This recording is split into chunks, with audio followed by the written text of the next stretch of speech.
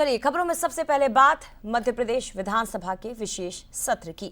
आज एक दिन का विशेष सत्र बुलाया गया है जिसमें महिला आरक्षण पर अहम चर्चा की जाएगी। सुबह 11 बजे सदन की कार्यवाही की शुरुआत होगी जिसमें 33% आरक्षण लागू करने पर मंथन होगा।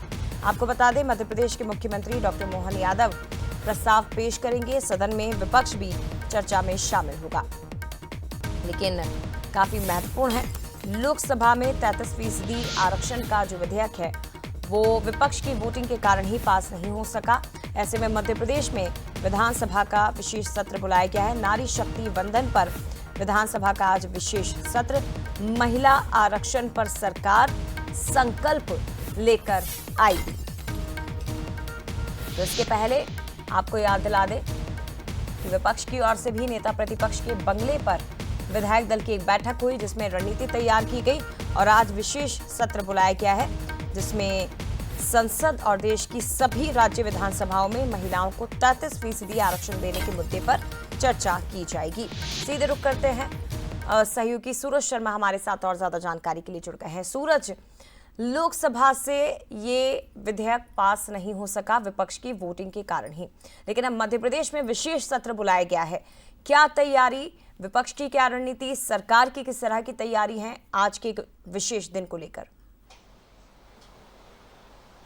देखिए, बिल्कुल लोकसभा में महिला आरक्षण बिल गिरने के बाद अब विधानसभा में एक दिन का विशेष सत्र बुलाया गया है जिसमें नारी शक्ति वंदन अधिनियम संशोधन को लेकर सरकार उसमें पक्ष रखेगी। तो ये विपक्ष की तैयारी भी है, किस तरीके से जो बिल गिरा है उसके पीछे कारण क्या है।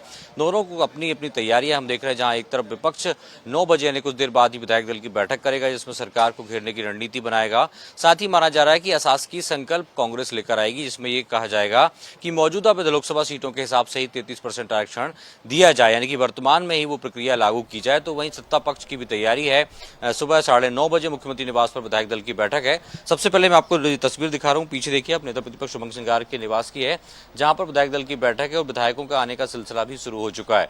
कुछ देर बाद ही ये बैठक शुरू होगी, इसमें रणनीति बनाई जाएगी किस तरीके से जो सरकार ने विशेष सत्र बुलाया है जिसका वो पूरे नारी आरक्षण जो बिल है गिरा है उसके पीछे दोषी भारतीय जनता पार्टी की सरकार कांग्रेस को बता रही। तो कांग्रेस भी अपना पक्ष रखेगी और वो ये चाहती है कि मौजूदा जो लोकसभा की सीटें हैं उसी संख्या के हिसाब से 33% आरक्षण लागू हो, क्योंकि हमने देखा पिछली बार भी जिस तरीके से लोकसभा में कहा गया था कि विपक्ष चाहता है कि मौजूदा सीटों के हिसाब से ही आज आरक्षण लागू होना चाहिए, लेकिन जिस तरीके का सरकार का पक्ष था कि वो चाहते हैं कि 800 850 सीटें की जाए और उसके बाद ये प्रक्रिया लागू हो, जिसमें परिसीमन शामिल है यानी डीलिमिटेशन और सेंसेक्स भी, जो कास्ट सेंसेक्स की बात कांग्रेस कर रही है।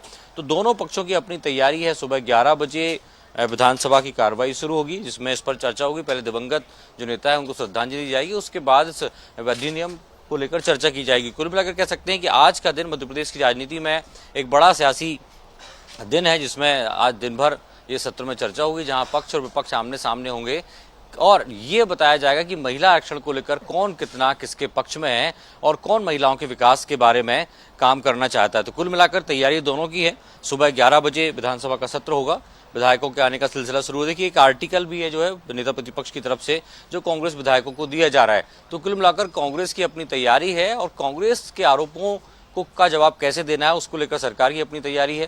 कुछ देर बाद ही मुख्यमंत्री निवास पर विधायक दल की बैठक भी शुरू होगी। जय, बहुत शुक्रिया आपका सूरज, ये तस्वीरें हम तक पहुंचाने के लिए। तो एक दिवसीय विशेष सत्र जिसके लिए सरकार की भी पूरी तैयारी और